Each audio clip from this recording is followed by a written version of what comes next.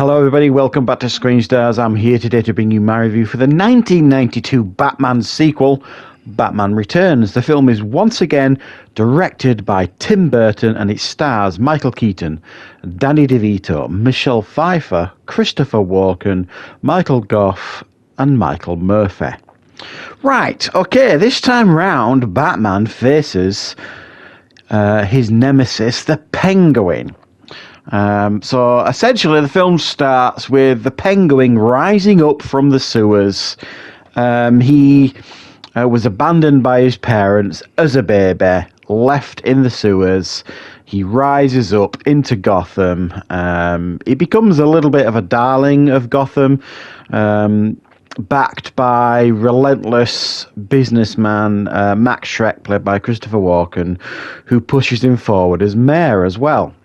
Batman obviously knows better. He knows that the Penguin is in fact a villain, and he intends to prove it. Alongside this, we have Michelle Pfeiffer playing Catwoman, who is murdered by Max Schreck, brought to life by some alley cats, and then decides to take her revenge and ultimately try and team up with the Penguin to try and frame Batman. Right, what are my thoughts on Batman Returns? Well, I mean, after the giant hit that was 1989's Batman, a sequel was inevitable. But it probably wasn't as easy as we think to get off the ground, because Tim Burton or Michael Keaton hadn't signed up for a sequel, and Tim Burton was initially not interested at all in doing a direct sequel to his first film. He made a few demands in regards to this film. He didn't want it to follow on directly from the first one. He wanted it to be much more of a standalone film, and Michael Keaton felt much the same way. And it actually cost them a fair bit, certainly, to get Michael Keaton back on board. Reportedly, they paid him about $11 million, which was a huge amount in those days. But they were obviously very determined to have him back, and Tim Burton was too. So it did obviously get off the ground with Tim Burton and Michael Keaton. And what the resulting film is, I think, certainly a much darker film than the first film. I think it's still a very good film and a very entertaining film, and I think Michael Keaton is actually better in this film as Batman and Bruce Wayne than he was in the first film. He feels a bit more comfortable in the role, and I suspect they made some adjustments to the suit to make it look and move a little bit more freely. It looked like he was in a tank in the first film. He could barely move in it. While there wasn't a massive difference here in the suit, it did look like he was a little bit more mobile, and it looked like he was enjoying himself a little bit more, Michael Keaton, and we do get to see a little bit more of him as Bruce Wayne in this film, and a little bit more of the Batcave, and a little bit more of everything, really. So I thought that the film definitely projected Michael Keaton as the star of this film, whereas obviously the star of the first film was Jack Nicholson, and understandably so. He was a megastar when that film came out, and he absolutely stole that film, really. So it's a very, very good film, this, and the performances here are all really top-notch. Now, with Danny DeVito as the Penguin, you could argue is perfect casting. Apparently, reportedly as well, Danny DeVito was saying things like he'd heard that it'd been cast as the Penguin well over 12 months before he'd even been offered the role. So everybody was obviously, looking at who could play the Penguin in the second film, and then at the time, who would you think could play the Penguin? Danny DeVito, obviously, you would think, wouldn't you? It is great casting, and it absolutely works. But whereas you got Jack Nicholson obviously playing the Joker in the first film, stealing his scenes, being quite comedic. You get a very dark Penguin here. It's a really interesting creative choice, because they make him look absolutely vile. He's got like this weird inky stuff that's coming out of his mouth, and he's got like these flipper hands, and the fat suit that they put him in, and they just make him look really unsettling. And essentially they make him an absolute pervert as well. I mean, it's quite inappropriate, some of the things that he gets up to in this film, some of the things he says and insinuates in this film, you probably wouldn't get away with it today, and they make him an even more vile character because of a lot of the dialogue that he comes out with. He really is a despicable character. The only thing I question about the Penguin in this film is his plan, because essentially his plan really is only to get up to the surface, make a name for himself, and find out the names of all the firstborn boys in Gotham and kill them.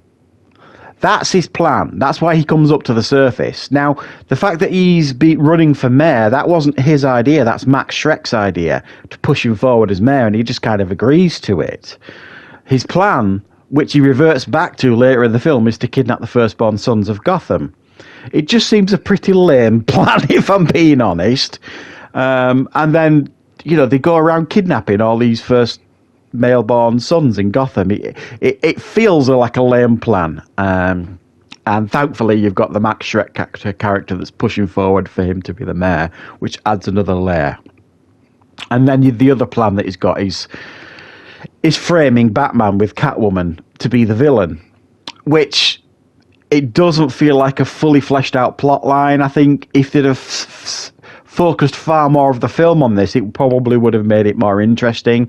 It's all over and done with within the space of like 15 minutes, with the frame and then with him proving his innocence, Batman. That would have been a much more interesting plot point, I think, if they expanded on it. So what I'm trying to say here is I think there's too much going on in this film. They don't let enough plot lines, settle and breathe almost,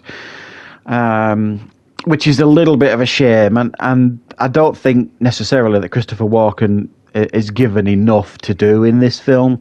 He's too good an actor, really, to not being given better stuff to do in this film. And then obviously we come to Catwoman, Michelle Pfeiffer. What can you say, really? I mean, it's perfect casting. And when you consider at the time as well, there were so many A-listers considered for Catwoman. And in actual fact, Annette Bening was initially cast as Catwoman. And then she had to drop out of the role because she got pregnant to Warren Beatty. But you had so many actresses being discussed for the role. Gina Davis, Cher, Demi Moore. There was just so many. Pretty much every single A-list female star at the time was linked to the role. And Michelle Pfeiffer is absolutely excellent as Catwoman. There are aspects about the film that I think that is dated a little bit. It feels a little bit 90s here and there. But I think ultimately it stands up very, very strongly as a really good Batman sequel. It's shot beautifully.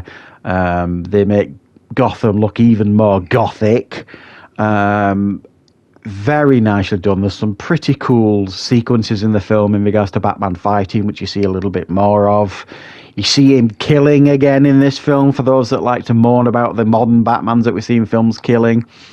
You see him do it and actually smile about it as well. That big guy that he hits and then shoves the dynamite down his pants, and then you see Batman's face and he's smirking. He's happy about the fact that he's just about to blow this guy up. So he's a bit of a psycho Batman in these films, and a lot of people conveniently forget that, I think. Both Tim Burton and Michael Keaton apparently prefer this one to the first one. I'm not sure I agree with that. I think I prefer the first one for a number of reasons. They're both good. They're both very entertaining. And apparently Robin was supposed to make an appearance in this film. He was written initially into the script, but they couldn't kind of work it in. There were even, I think, Robin toys created for the release of the film.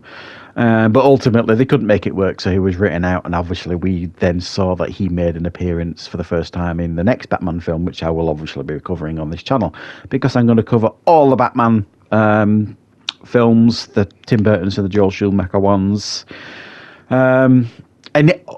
Interestingly as well, while I was researching this, Burgess Meredith, who you probably know better as Rocky's trainer in the Rocky films, he played the Penguin in the 1960s TV series, the Adam West one, and he was asked to play the Penguin's father at the beginning of the film, but he couldn't do it because he was poorly at the time, which is a bit of a shame. That would have been a really nice tip of the hat, I think, to Burgess Meredith's performance as the Penguin. So yeah, I think this is a good Batman sequel. It was well done. It was obviously a hit again, which was to be expected. Yeah, and I will obviously return with my review for Batman Forever, which many would probably regard as the start of the decline of these movies, even though I don't actually mind Batman Forever too much. So stay tuned for that, guys. It'll be up in a couple of weeks, Batman Forever. But of course, don't forget to join me back on the channel for loads more reviews and content very, very soon.